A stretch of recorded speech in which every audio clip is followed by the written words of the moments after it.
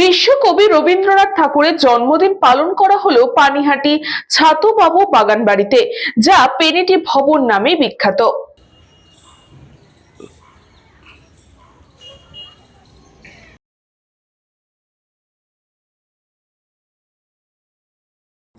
বিশ্বকবি রবীন্দ্রনাথ ঠাকুরের জন্মদিবসে ব্যতিক্রমী ঘটনা ঘটল।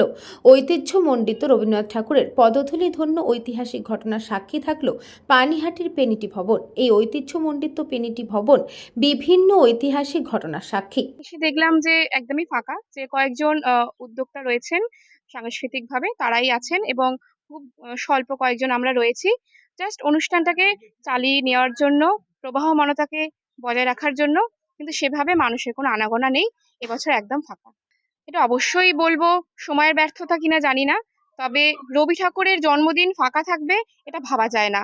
আশা করব যে সরকারই থাকুক, যে সরকারই আসুক, যারাই আসুক, তারা যেন এই প্রবাহমানতাকে বয়ে নিয়ে যায় এবং আমাদের রবি ঠাকুর, আমাদের যে আবেগ, সেটাকে যেন তারা বহন করে এবং একইভাবে এটাকে মানিয়ে নিয়ে যেন থাকতে পারে।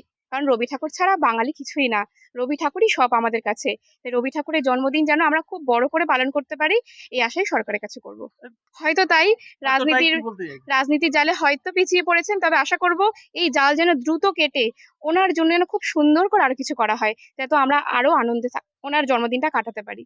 বিগত ৩৩ বছর ধরে পালন করে আসা হচ্ছে রবীন্দ্রনাথ ঠাকুরের জন্মদিন ২৫শে বৈশাখে। প্রতি বছর পানিহাটি পৌরসভার পক্ষ থেকে সরকারিভাবে পালন করা হয় রবীন্দ্রনাথ ঠাকুরের জন্মদিন। কিন্তু এবছর রাজনৈতিক পরিবর্তনের ফলে দেখা গেল না এলাকার রবীন্দ্রপ্রেমী মানুষ থেকে শুরু করে পানিহাটি পৌরসভার কোনো জনপ্রতিনিধি বা পৌরপ্রধান সহ উপপৌরপ্রধানকে। এছাড়াও কয়েকটি সাংস্কৃতিক সংগঠনের পক্ষ থেকে পেনিটি ভবনে বিশ্বকবির জন্মদিন পালন করা হতো, তাও এবছর দেখা মেলেনি।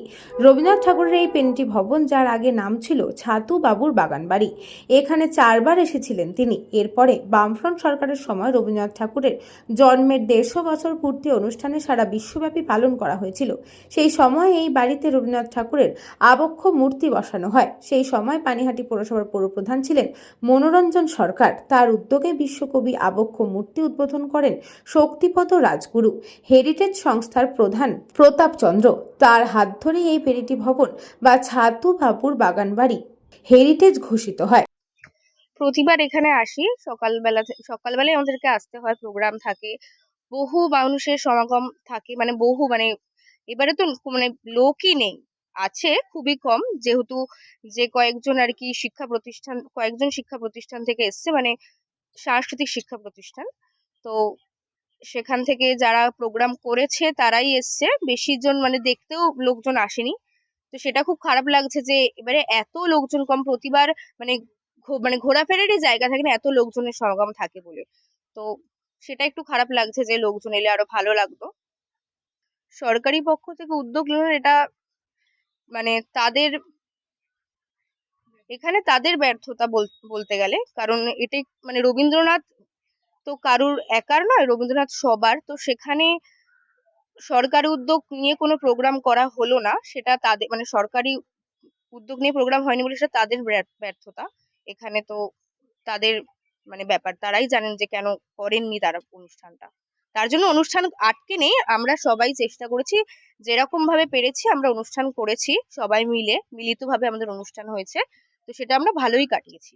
৩৩ বছর ধরে এই বাড়িতে পানিহাটি পৌরসভার পক্ষ থেকে ২৫শে বৈশাখে রবীন্দ্রনাথের জন্মদিন পালন করা হয় নাচে গানে কবিতায়। ২০১১ সালে যখন সরকারের পরিবর্তন ঘটে, সেই সময় রবীন্দ্রনাথ ঠাকুরের জন্মদিন পালন করা হয়েছিল, কিন্তু এই বছর ব্যতিক্রম দেখা গেল সরকারের পরিবর্তনের কারণে।